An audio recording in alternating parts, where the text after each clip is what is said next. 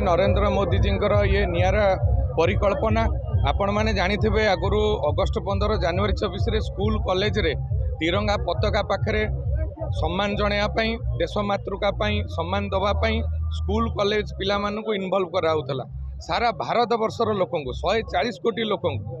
August 9 रु 17 तारिख जाए घरे घरे तिरंगा लोकों पाखे पहुँचो से मैंने घरे पताका हूँ प्रदर्शन करेंगे एवं समस्ते तिरंगा रैली रे सामिल हेबे। गोटे हूँ वार्ता यशस्वी प्रधानमंत्री आम समस्ते भारतीय जाति धर्म वर्ण दल निर्विशेष देश प्रति जितेबाला आसब कौन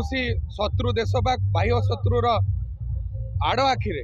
अनेक को चेष्टा करिवो आमे समस्ते 140 कोटी भारतीय एकजुट होकर देश मातृका जीवन दबा को पछेबू नहीं यही वार्ता नहीं आज देखुते हजार हजार लोक आग्रह उत्साह सहित समस्ते सामिल होती ये कौन पाग को बेखातिर करी समस्ते देश मातृका आज हजार हजार लोक आपणकर युवक छात्र माँ माउसी गुरुजन वरिष्ठ नागरिक जो माने रिटायर्ड मिलिटारी पर्सन समस्ते चाषी मूलिया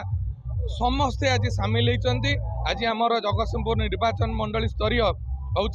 ये तिरंगा शोभा यात्रा हूँ आपण मानक माध्यम मु